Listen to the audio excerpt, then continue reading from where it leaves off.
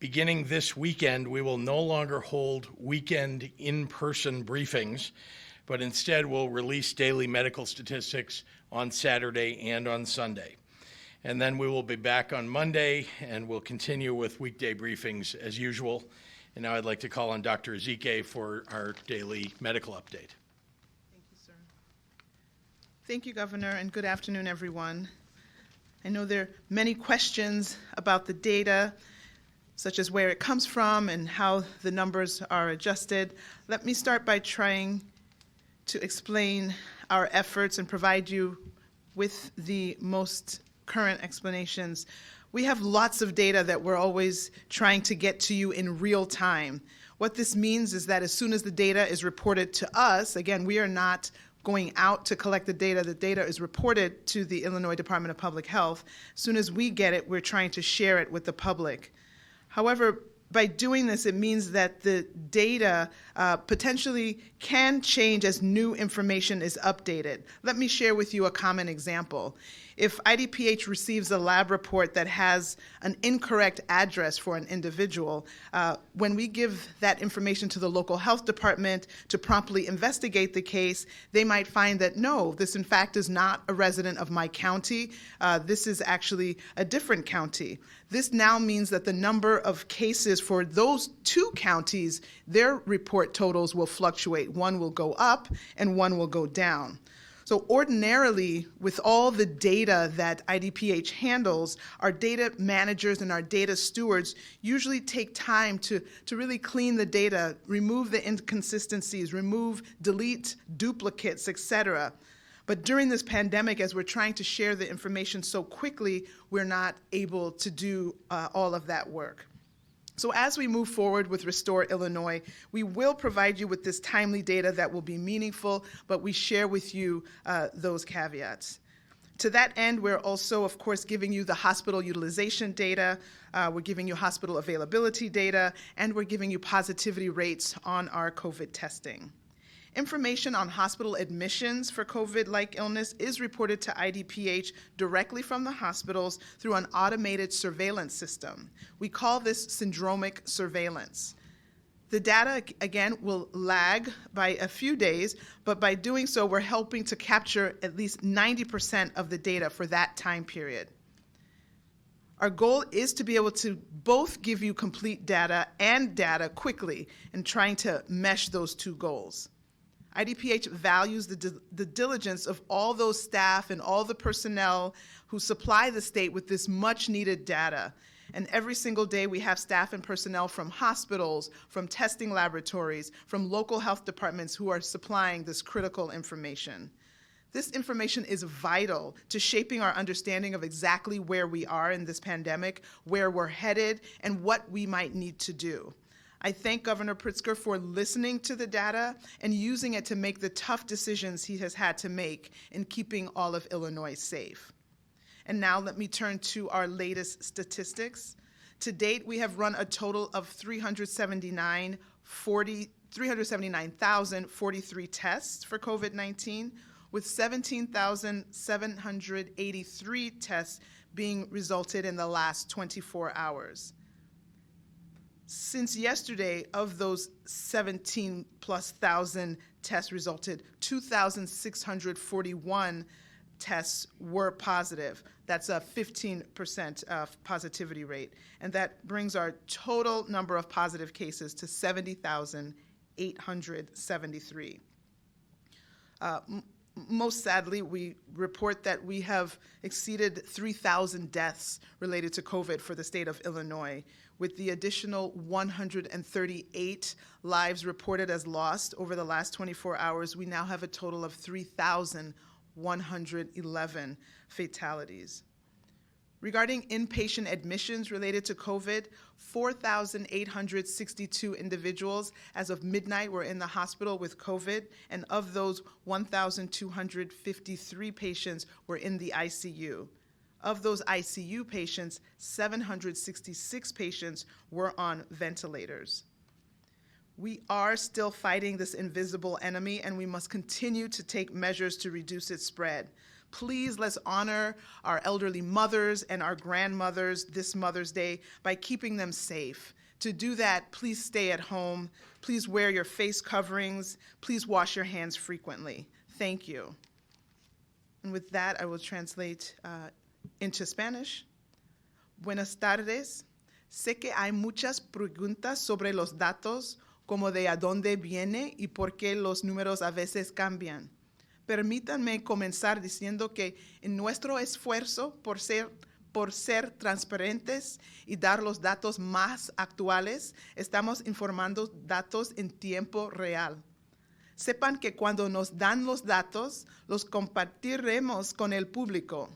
Sin embargo, al hacer esto, los datos cambiarán a medida que se informa nueva información. Permíteme compartir contigo un ejemplo. IDPH recibió un informe de laboratorio que tiene una dirección incorrecta para una persona. Cuando el Departamento de Salud local investigó el caso, encontraron que la persona vivía en un condado completamente diferente. Esto significaba que el número de casos para los dos condados va a cambiar.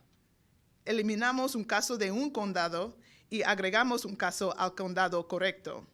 Por lo general, tenemos tiempo para revisar los datos y hacer lo que llamamos limpiar los datos.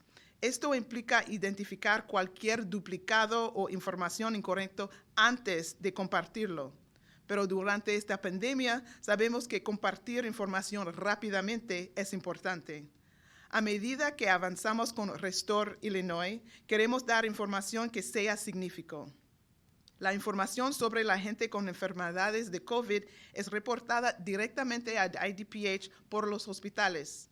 Usamos un sistema de vigilancia automatizado que llamamos vigilancia sindrómica. Estos datos mostrarán un retraso de un par de días, pero al hacerlo esperamos poder capturar casi 90% de los datos para ese periodo. Eso no quiere decir que los números todavía no cambiarán, pero nuestro objetivo es poder dar la información más completa posible.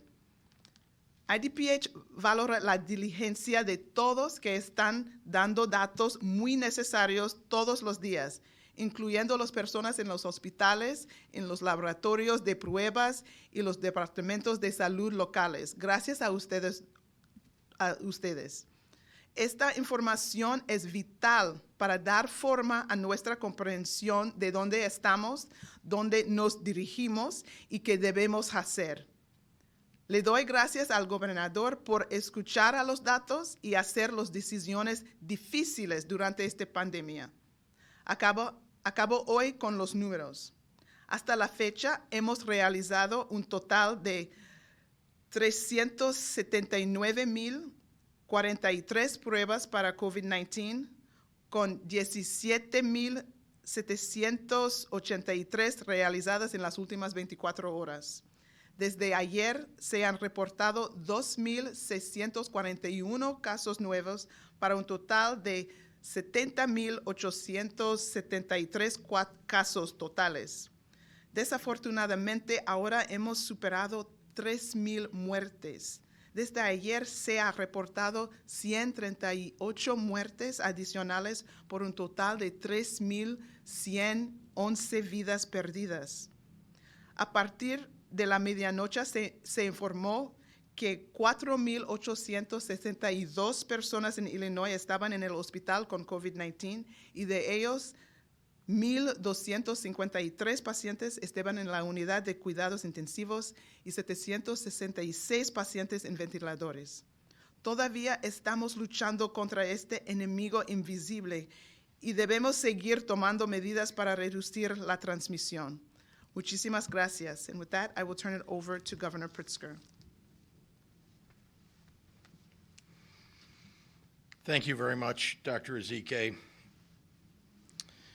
Today, I want to update you on our work to get unemployment benefits to the unprecedented number of Illinoisans who have lost their jobs to the spread of COVID-19. The devastation this pandemic has wreaked upon our economy the economy of the United States and that of the world is mind-boggling. The swiftness and immediacy of its economic impact has never been seen before. Businesses, large and small, have shuttered. Families have had their savings wiped out. Workers who have worked every day of their adult lives have found themselves on unemployment for the first time ever. In just over a month between the beginning of March and April 4th, the Illinois Department of Employment Security saw more initial claims filed than in all 12 months of 2019 combined. Then, in the following month, between April 4th and May 2nd, that number had nearly doubled. As of today, IDES has now processed more than 1 million initial unemployment claims just since March 1st. That's over 1 million claims in just the first 9 weeks of this crisis. Compare that to the first 9 weeks of the Great Recession of 2008, when there were 180,000 claims in Illinois. This historic number of claims has also led to historic levels of benefits being paid out. In the first 4 months of 2020, Illinois has paid out over $2 billion in claims. That's $500 million more than what was paid out in all 12 months of 2019. The pain and devastation for people who lost their jobs is heartbreaking. Beyond the thousands who died and tens of thousands who've been sick and hundreds of thousands who've lost friends and loved ones to COVID-19, the financial toll on the people of Illinois has been breathtaking, and it's unprecedented. IDES is an often overlooked agency, which has been fundamentally defunded over many years. It has 500 fewer employees now than it did during the Great Recession a decade ago. Its computer systems, like those of many other states, was built in the aftermath of the Great Recession with the idea that nothing could ever be worse than the Great Recession. Yet this current crisis has seen national unemployment claims surpass that era several times over. IDS's systems were unfit to handle the surge, causing tens of thousands of Illinoisans to wait at a moment when families are hurting at a scale the world hasn't seen before in our lifetimes. IDES employees have built their lives around doing the public service of helping people through these tough times. And they've demonstrated their deep commitment repeatedly during this crisis. They have been working every day to expand our systems and capability to meet the increased need as quickly as possible. In many ways, they've been forced to build a new airplane while flying it. Over the last 2 months, IDES has used every avenue available to build up capacity. Employees have worked thousands of overtime hours to process the avalanche of claims. The agency brought on new employees, brought back retired employees, increased daily call center hours, updated the phone systems, grew the number of phone lines, overhauled the web platform, implemented an alphabetized filing schedule, and brought on outside partners, including IBM, Pitney Bowes, Deloitte, Google AI, Quantify, and Carahsoft. And that's all in a matter of weeks. For those reaching out over the phone, our new call center is now up and running. There will be 100 new agents by Monday, and we will continue to scale it up with 100 additional agents taking calls. For those filing online, while there is still more work to be done, IDES computer systems have improved measurably.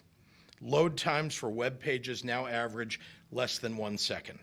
The IDES chat bot that Google AI helped build answered over 3.2 million inquiries in its first 2 weeks online alone. And this past week, we launched a voice agent to further assist those trying to file claims. As a result of these improvements, IDES is now paying unemployment benefits in a timely manner to 99.9% of clean claims. And the majority of these claimants, approximately 75%, receive their first payments within 2 weeks of filing. In order to expedite getting income to the unemployed as fast as possible, by executive order, I waived the traditional delay of a week before the collection of benefits, allowing unemployment claimants to receive 2 weeks of benefits instead of just one in their first payment. Illinois was also one of the first states to implement the additional $600 per week in federally funded benefits from March 29th through July 25th through the Federal CARES Act, offering our residents and their families extra support to help pay bills and put food on the table through this pandemic. IDES was also quick to implement the 13 additional weeks of CARES Act-funded unemployment benefits for those who run through their first 26 weeks of eligibility. And on Monday, as promised, IDES is prepared to begin processing claims for 1099 workers, including independent contractors and sole proprietors, self-employed individuals, and many others who don't qualify for traditional unemployment. Under the new Pandemic Unemployment Assistance, or PUA, program, claimants can receive up to 39 weeks of benefits backdated to the first week of unemployment. The new public website is prepared to process more than 140,000 PUA claims per hour, and we will be using capacity at our new call center to support PUA claimants starting Monday. I want to review the process, though, for applying for PUA benefits, because unemployed individuals who qualify can begin the filing process even now, instead of waiting until Monday, and I encourage you to do so. That's because the federal government requires that workers who believe they may be eligible for the PUA program must first apply for regular unemployment insurance, likely getting denied, before applying for benefits under PUA. That denial for regular unemployment benefits is a mandatory first step in determining PUA eligibility according to the federal government. But there's no need to wait until Monday to take that first step. There's another reason getting this step done early is so beneficial.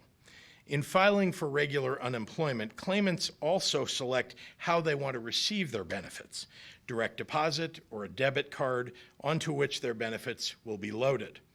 For those who choose the debit card, which can take up to 1 to 2 weeks to arrive in the mail, that card can be mailed out after you finish filing for regular unemployment, even if you're denied. If you're a worker who qualifies for PUA, your card could already be on the way to you before you even open the PUA application portal on Monday. This is an enormously difficult time for many, many Illinoisans. The economic pain of this pandemic is enormous for Americans in every state, no matter their religion, the case count in that state, or the political leanings.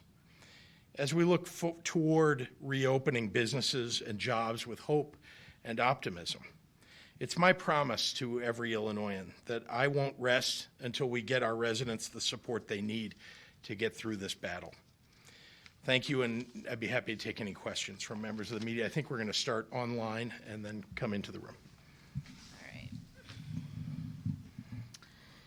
Jim Haggerty at Rock River Times. Governor, some business owners are wondering who is going to be making the final decision on when regions may move through the 5-phase plan. Is it county board chairpersons, mayors, teams of leaders, or your office? Actually, it's a healthcare determination. As you saw, each of the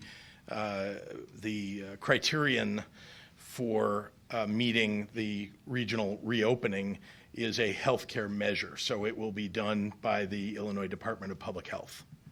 Dave Dahl, WTAX. Governor, whenever you are asked about enforcing executive orders, you slough it off to the locals. You make it sound as if your orders are merely suggestions. What gives? Well, first of all, that is how laws are enforced across the state of Illinois, by local law enforcement. We have state police, but there are 2,000 state police, and there are many, many tens of thousands of police officers all across the state that work for local and county governments, as well as sheriffs. And so it is true that laws are enforced at the local level. We expect that they will be enforced. That's the responsibility of law enforcement officers, of states' attorneys, and others at the local level. This is from Chris Carter at WAND. Governor, we hear of large businesses seeing outbreaks of COVID and reporting that information in numerous counties in Champaign and Sangamon counties. The health departments will release the names of businesses, stores where confirmed cases are at, but the Macon County Health Department refuses to provide that information, saying it is IDPH guidelines. Do you as governor feel in any interest of public safety businesses where outbreaks should be reported? I think that it is important for the people who work at those locations and people who patronize those locations to know if there's been an outbreak. So I think it's a responsibility of the local public health department to make that known. He had one follow-up for Dr. Ezike. What is IDPH's official stance on businesses such as manufacturing companies providing information on positive cases to employees and the public? So there is a mandated reporting to IDPH regarding outbreaks. And so I think people are reporting that information to us. We are capturing the information. All of the information you have regarding outbreaks is what has been reported, obviously, from the locals. Regarding putting out information regarding manufacturing, I don't know if we have specific guidance related to that. I think people are using their discretion to do what they think is appropriate in their locales. Mike Militich, Quincy Media. A growing number of police and state's attorneys say they will not enforce your order even if complaints are made. Have you considered utilizing state police and state licensing agencies to hold people accountable? Yes, and I've talked about that before. Cisco at WBBM News Radio. The NFL is announcing its 2020 schedule this evening. If Chicago is not at Phase 5, will even a reduced number of fans be allowed to attend games at Soldier Field? Well, again, we want to make sure that everybody's safe. So all across the country, if the nation isn't in a state where we can have tens of thousands of people together in a stadium, then I don't think you're going to see football opening up to having fans in the stands. However, you may know that many of the leagues and teams, and I have spoken with many of them, are considering opening their seasons or continuing their seasons without fans in the stands so that people can enjoy the sports online on TV. Dave McKinney at WBEZ. A valet to President Trump has COVID-19. Given the president's reluctance to wear a mask, do you believe he should quarantine for 14 days? And can you outline when you and your staff wear masks at the office? What's the status of your staffer who had COVID? Yeah, I think as a leader, you should set a good example for people. You should follow the rules. You can get tested after you've been exposed to somebody to determine whether you have COVID-19, and I would hope that the President of the United States has been tested after finding out that he's been exposed to somebody with COVID-19. But I think that wearing face coverings in public and in offices where you can't keep social distance and where it may be required by the IDPH in its guidance is appropriate. And we do wear face coverings in the office. It's something that we began doing not that long ago, but some number of maybe 2 weeks ago, where when we have meetings or anything else, everybody is encouraged to and asked to wear a face covering. Shia at Politico, how does the general election fit into the new phase-in plan? Well, I think you've heard me say this many, many times. We need to have mail balloting for everybody in the state of Illinois so that we can make it much, much easier for people to vote who otherwise may not be able to leave their homes. It's especially true for those most vulnerable populations. So it's very important that we pass a law, the legislature, when they get together, to make sure that we have the ability to do that in this state. Obviously, there will be in-person voting as well. And so, how we implement that will be important, but I think that'll be, again, with a lot of guidance from the Illinois Department of Public Health. Ben Cox at WLDS. Governor, was everyone given the Phase 3 green light on May 1st, or will historical data be used for some of the regions to push forward towards reopening? Is historical data back to March 20th being used at all?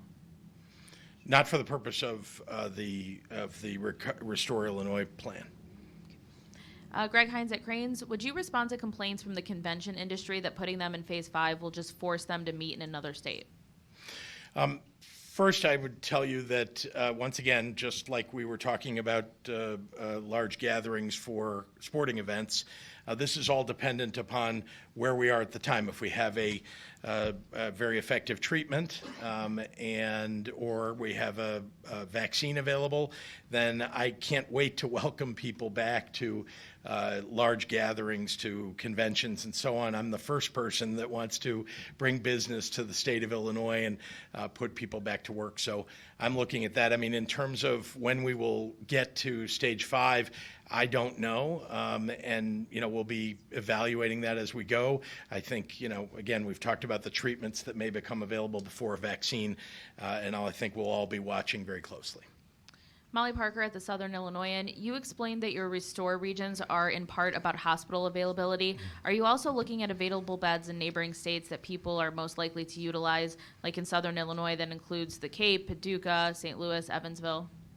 I'd like to ask Dr. Ezike to answer the question, if I may. No, that's a very good question and a very astute point that we have many different communities, both in the Quad City area, in East St. Louis, other areas that border other places.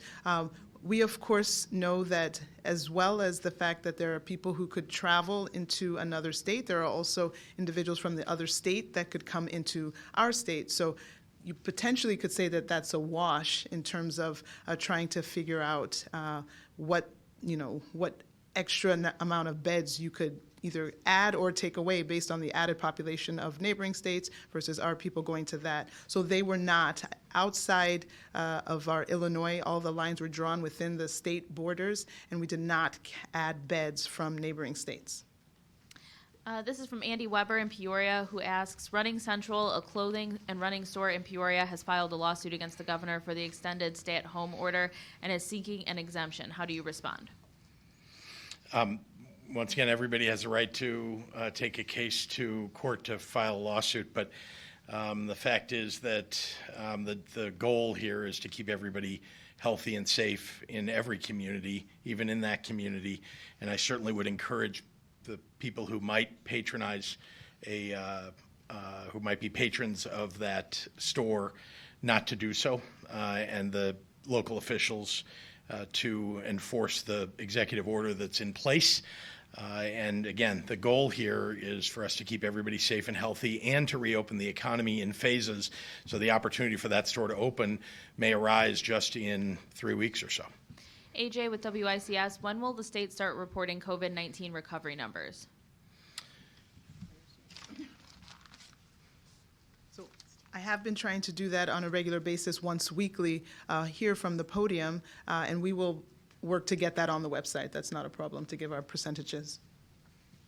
This is from Lisa at NPR. A new study from Harvard shows Illinois among the 41 states that fall short of benchmarks for adequate testing. Is it realistic that Illinois will be able to reach the suggested target of 64,000 tests a day? What specific steps are you taking to get there?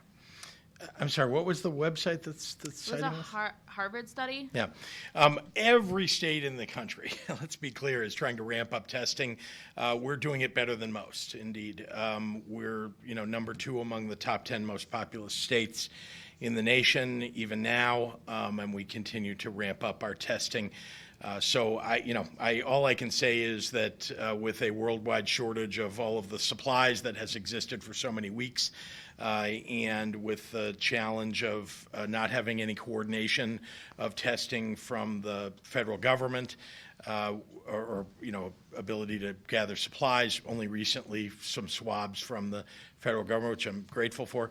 But yeah, I mean, we're all trying to get to a sense of adequacy. I don't think 64,000 is adequate for the state of Illinois. I think we're going to need many more tests than that. We want people to be safe when they go to work. We want people to be safe when they go to school.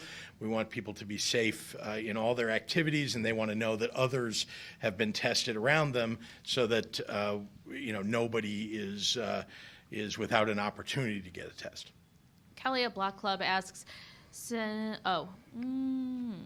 Sorry, she's asking a different question. Okay, so since 1099 employees have already been told to file online, does the state have an estimate based on that of how many people will apply starting Monday? I don't. Jamie Monks with the Tribune. With the issues people have reported about filing for unemployment so far, what assurances can you provide that the beginning of gig workers applying for benefits will launch smoothly? What should people do if they experience issues with the system? Well, again, we hired outside contractors. They built an entirely new system. I described briefly to you that system has a much higher capability than the existing systems that IDES has for unemployment. And so I believe that it will be able to handle the unemployment claims that come in under the PUA system. Hannah at the Daily Line. Phase 3 lets people get back to work, but childcare isn't open back up until Phase 4. Hearing from a lot of concerned parents about how they're going to be able to go back to work without childcare options. Well, actually, we've opened 2,500. There are 2,500 childcare facilities that are open in the state. You know that even under the stay-at-home order, we had emergency child care in place. There were a number of existing child care facilities that were able simply to downsize the size of the groups that they had of children. So there is and will be child care. And we also have a task force that we put together to make sure that we're continuing to expand child care availability, even in the circumstances where we need to keep the groups of people getting together limited. Lisa Donovan at the Chicago Tribune. I talked with former Governor Jim Edgar, who said he spoke by phone with Governor Pritzker this week. Governor Edgar said they talked about the stay-at-home order, Governor Pritzker's plan to reopen the economy, and about the criticism that will inevitably come as the pandemic wears on, people are out of work and or have cabin fever. He said he also shared that in crisis, he learned that doing the right thing supersedes politics and praised Governor Pritzker for doing that. What was your takeaway from that conversation? Any advice Governor Edgar had that turned up in your plan to reopen Illinois? Look, I have reached out to Governor Edgar on a number of occasions since becoming governor. Indeed, before that, he's someone who has demonstrated terrific leadership capabilities. I reach out to people who I think have important things to offer me as advice in difficult circumstances. And I would just say that Governor Edgar, you heard some of what he did say to me.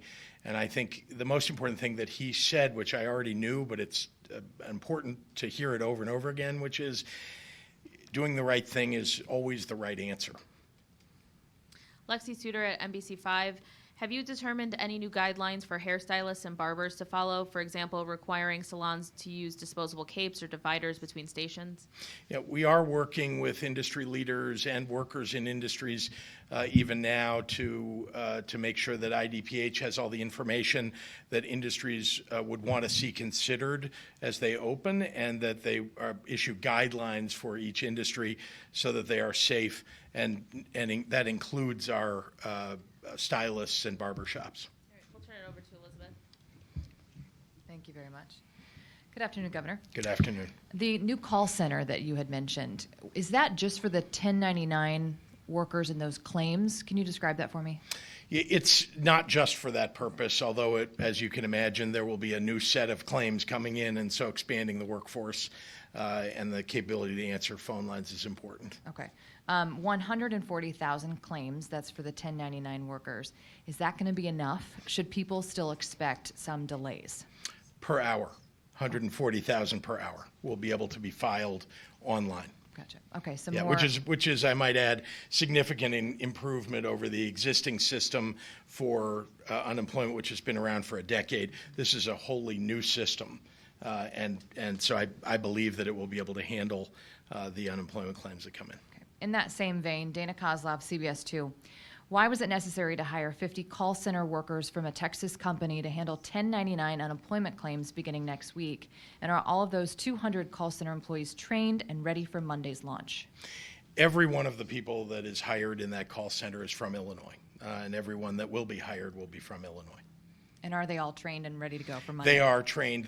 Some of those people, I just want to be clear that the training that's required to take a full intake form is training that's mandated by the federal government and takes quite a long time.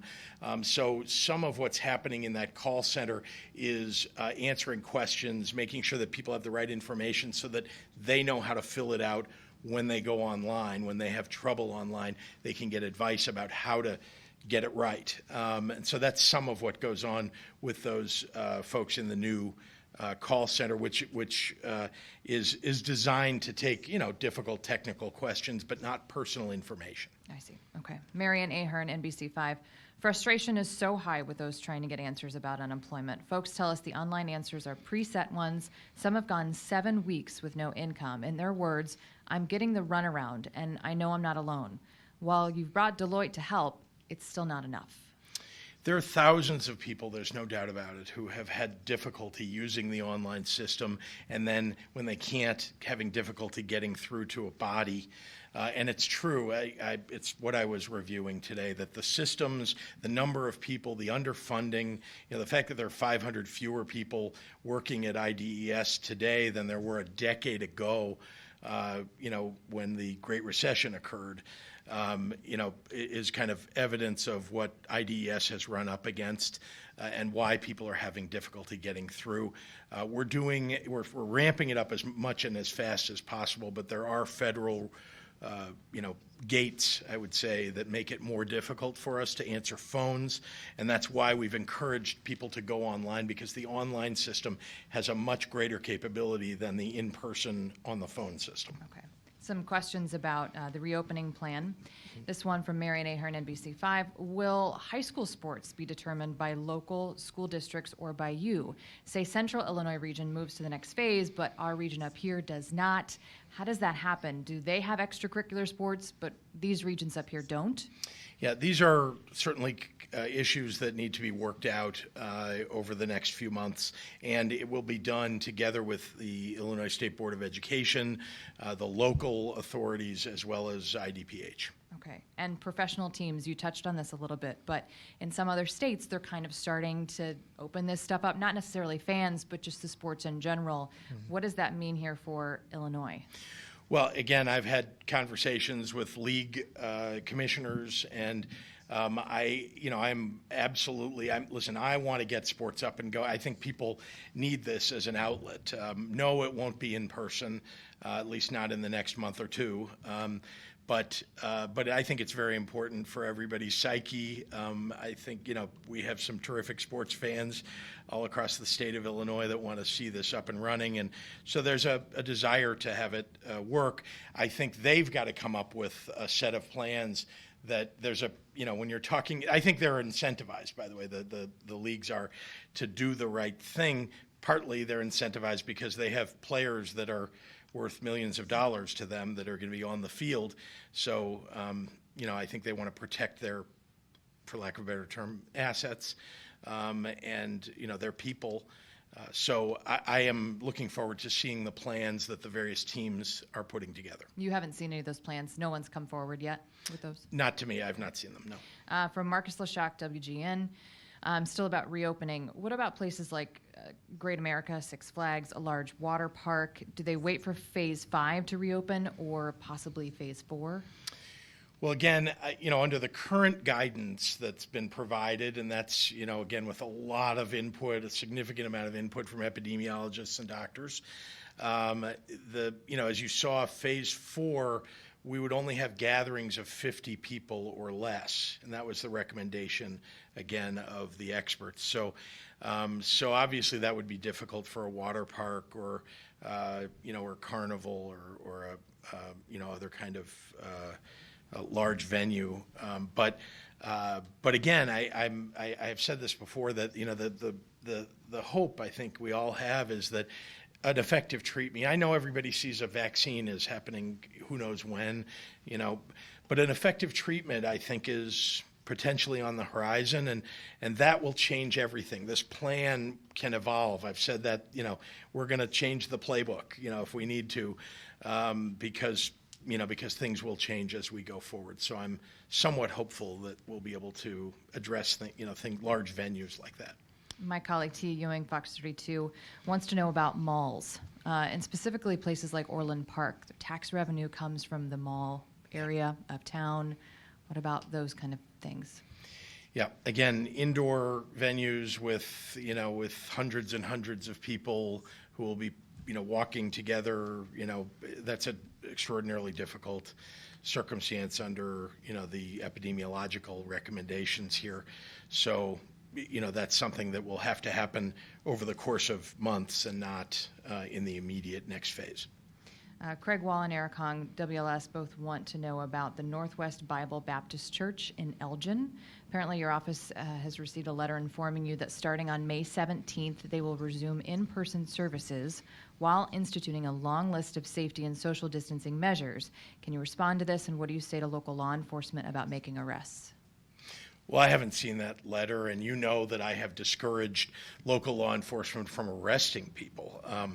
I have not discouraged them from reminding them what their obligations are to each other, and I would think that a house of worship and a pastor would know better and not encourage their parishioners to put themselves and their families in danger.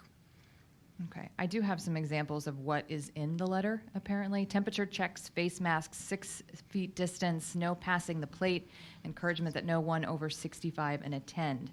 Are these measures good enough for a crowd of more than 10? First of all, I'm not the right person to ask. I mean, I can, make some judgment of my own, but it wouldn't be an epidemiological or expert view. I think that the 6-foot distancing is extraordinarily important. I didn't hear that in the suggestions that they've made. But suffice to say that, as I have said all along, houses of worship have an opportunity to have their parishioners worship. They just shouldn't do it in a way that is going to, cause the spread of the virus. And there are ways to do it. Many, many, many houses of worship have found ways to do this over the last 6 weeks. And I do want to remind everybody that this has only been ongoing for about 6.5 weeks.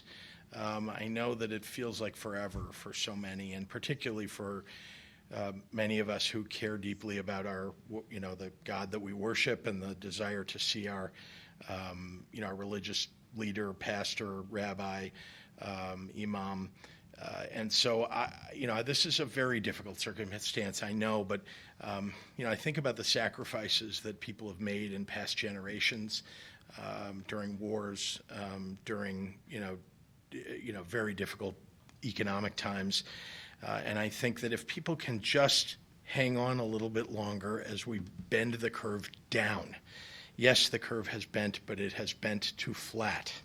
And as you may see in the Recover, Restore Illinois plan that we put together, we actually made it easier than the White House plan for regions to open up, because we essentially said, as long as your hospital beds are flat, there aren't net new admissions going up over the course of this period of time, and as long as your positivity rate is stable and under 20, and that there is a capacity availability that you can open up. And I think that's going to turn out to mean that some areas of the state will open earlier than the president's plan would have suggested they could.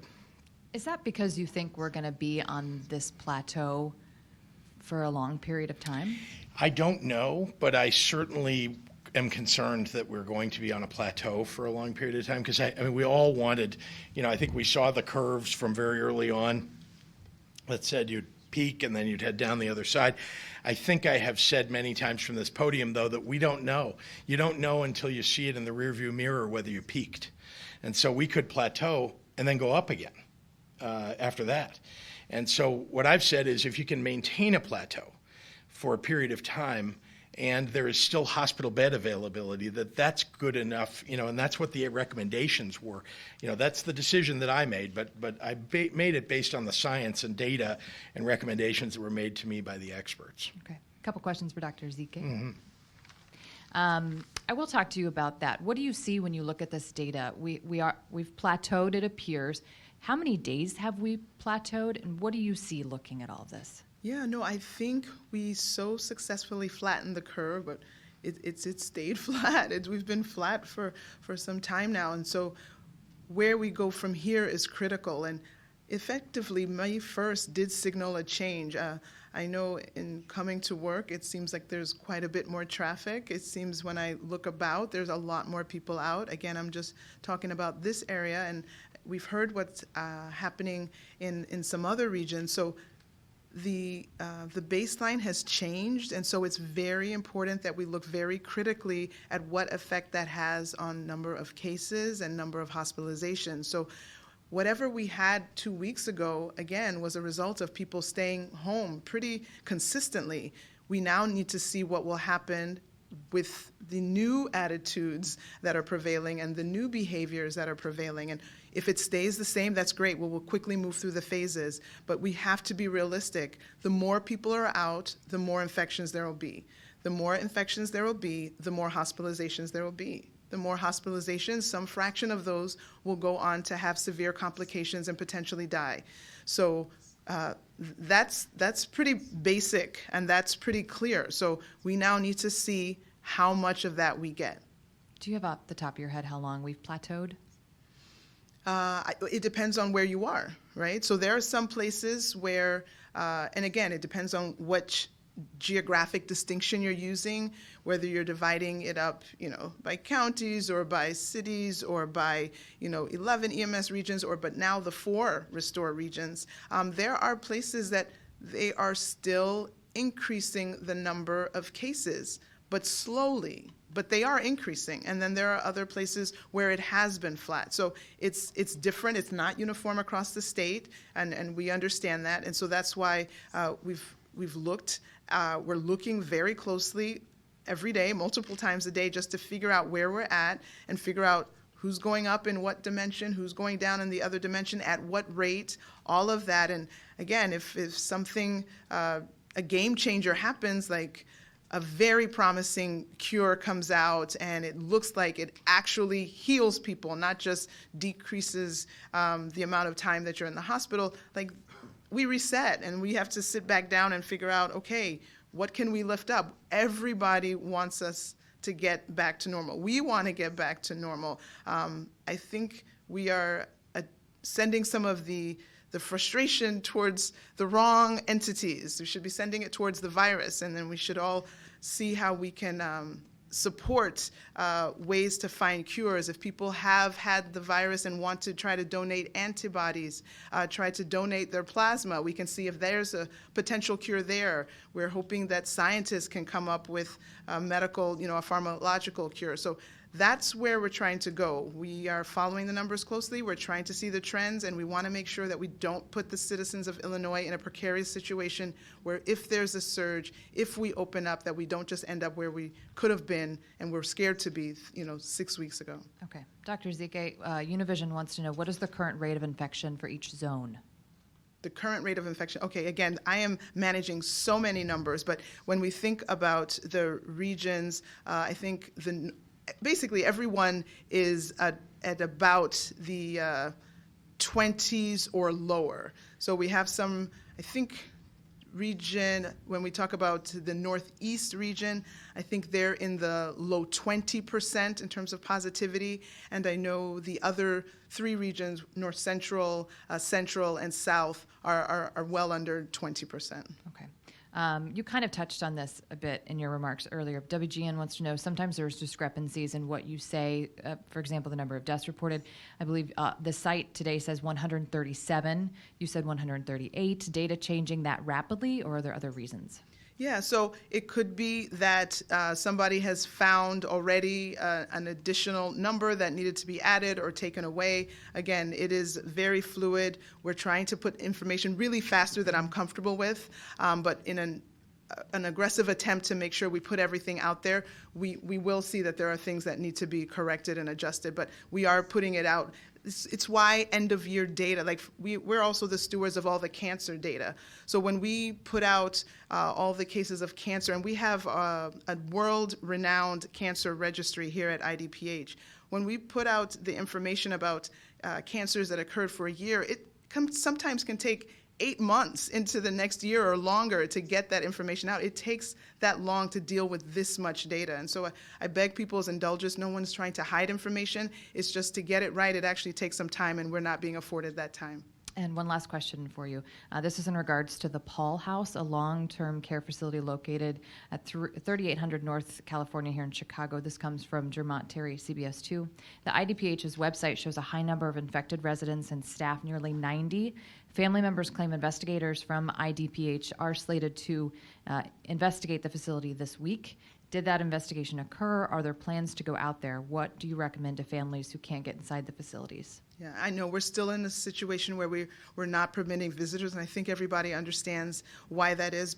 However difficult it is, we made that really aggressive choice early.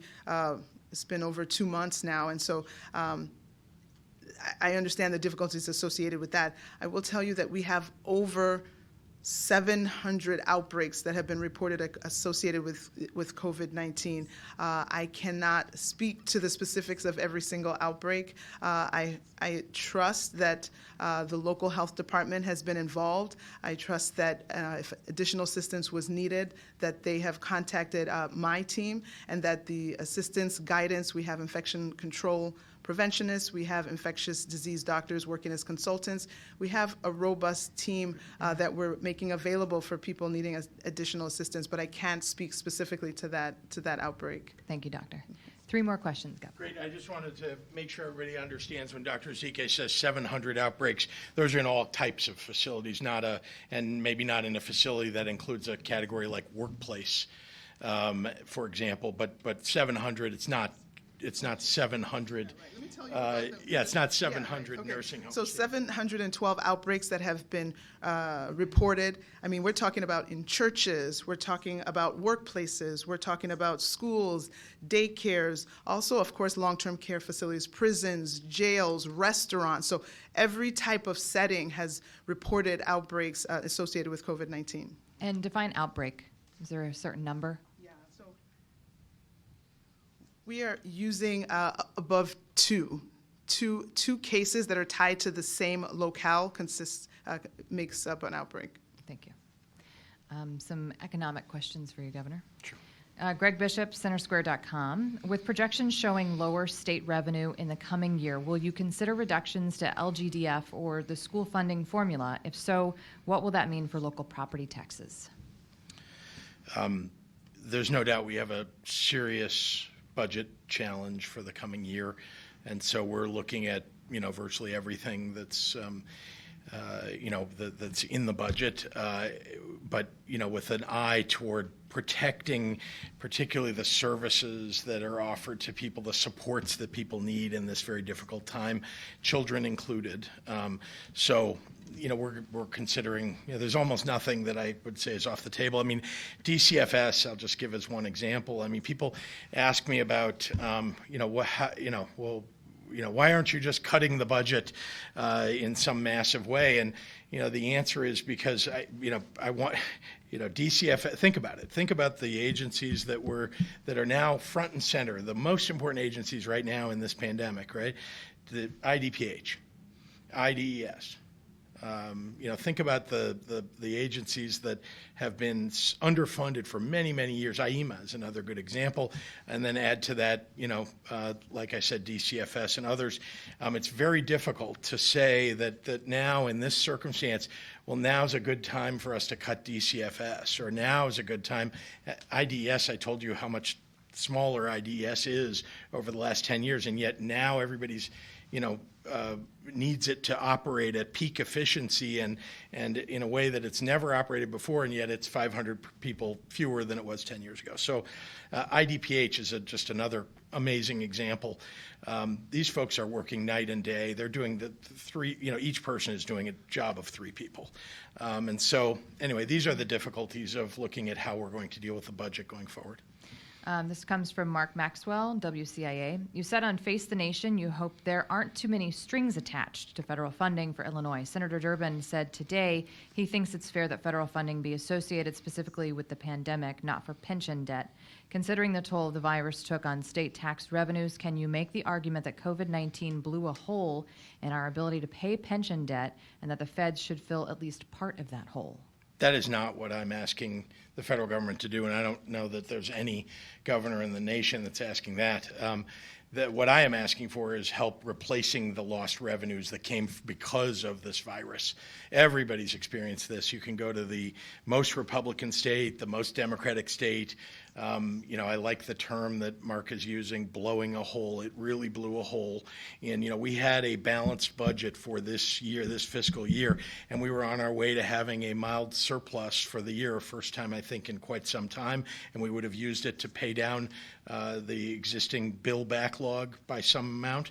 And now, all bets are off, and all bets are off indeed for the plans for having a surplus for next year as well, unless the federal government steps up to the plate. And I think Senator Durbin has it right, that these funds should not be used for something that has nothing to do with coronavirus, COVID-19, and instead, should be a replacement for the revenues that we all lost. Okay, last question from me.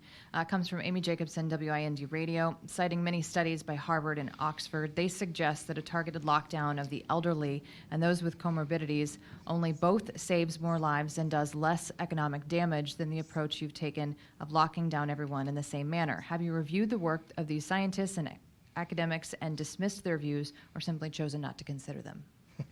I've considered all the views that I can find, and certainly there are a wide variety of views about how to handle this. Remember that the word lockdown was used in your question and by the authors probably, and indeed we locked down nursing homes, and yet, as we saw, there are people who work at these nursing homes who come in and out, and there's no way, because this is sometimes an asymptomatic infection virus, that there are people who feel just fine and they come to work feeling just fine and they may not have any temperature at all and they may be carrying COVID-19. And then they come in, or maybe they weren't, and then they come in and somebody who has COVID-19, they get infected, because sometimes that happens even if you wear all the PPE that you need to. And then that person leaves the facility. So the idea that just locking down those facilities is enough, I would argue it's not. But I understand the point that many of the people who've been terribly affected by this are older people. And if that's the point that's being made here, and that their congregate settings are the most dangerous ones. And so I know that's, we have paid a lot of attention to that. But again, we don't know enough about this virus. The asymptomatic carriers are in some ways the most dangerous ones because we don't know if they have it. I just have one last question from Tina at the Sun-Times. Yeah. Governor, I know you've said the regional breakdowns for reopening the plan for your reopening plan are based on EMS regions, but why are counties like Grundy, Kankakee, and Kendall being grouped with Cook County, which will be the last county in the state to be able to open? If the numbers are vastly different for those counties compared to Cook, could their businesses be able to reopen quicker? Yeah. So first, I would say that there's probably no way to draw these lines that would satisfy everybody. But I'd also say that people who live in counties that are within a region where people feel like, well, hey, nobody in my village or my town or my city, has gotten it, or I don't know anybody who has. Remember that many of the people in outlying counties around Cook County or around the collar counties travel in and out frequently, sometimes for their job, to those locations. And so that is one of the reasons why those counties are where they are. It has in part to do with the radius from the collar counties, which have significant numbers of cases. All right, thank you, Ron. Thank you.